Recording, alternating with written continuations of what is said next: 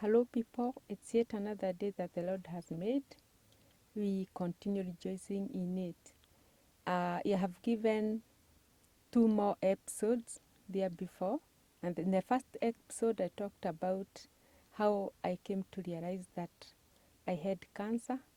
And in the second episode, I talked about how I broke the news to my family. And now I want to welcome you today as I continue with my story, and I want you to join me again. And I'm going to talk about the beginning of my treatment, which was major surgery. I went to the hospital that morning, and I was prepared to go to theater, and the doctors talked to me that day.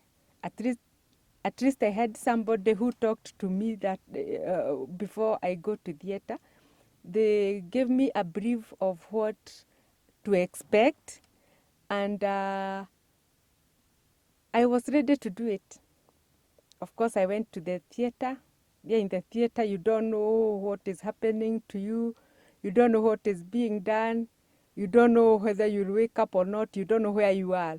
So I went to theater for about 2 to 3 hours, and the major surgery was done, and I woke up well, but by the time I was waking up, that time I didn't feel any pain. But after one day or two, my heart started aching because of the effects of the surgery. Remember, when they are doing the surgery, they remove the glands, which are the other armpits. And those glands, they are the ones which protects the heart. Those glands are the heart. They are the strength of the heart.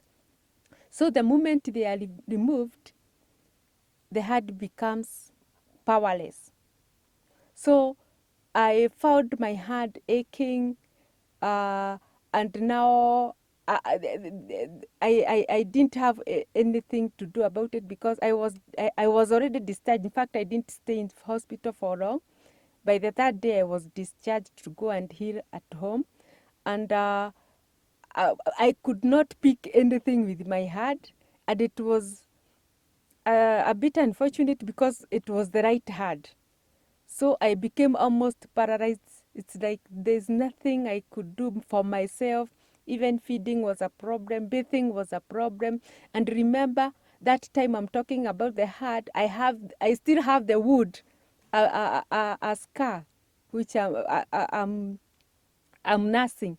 And it wasn't easy for me. I had to get somebody to do my duties at home. I had to forsake everything now that I could not become responsible for anything. So and I thank God for those people who are around me. My family picked all the responsibilities, and I could just sit there, feel pain sometimes think about what will happen after this. Will I ever be able to work for myself? But I continued like that until after 3 weeks, when I went back to the hospital, and the doctor removed the stitches, and he told me the heart will later stop aching. And yes, I believed, but I was still thinking, I think this doctor was supposed to tell me more about this, because by the time I was starting my surgery treatment, he didn't believe me that my heart will be aching, that this surgery will affect even my heart. But I had now to live with it because it happened, and it's something that has no reverse. So from there, my head became almost not energetic, not working well. To date, my heart is not very active as I was. It has some, when I do a lot of work, it can even swell. That is the long-term effect of that surgery. But the wound healed very well.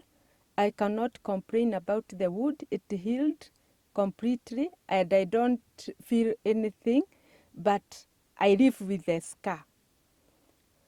So from that time, that is when the doctor told me, now we are done with the surgery. Now I'm going to hand you over to the oncologist to go ahead with the next treatment. And the next treatment was chemotherapy.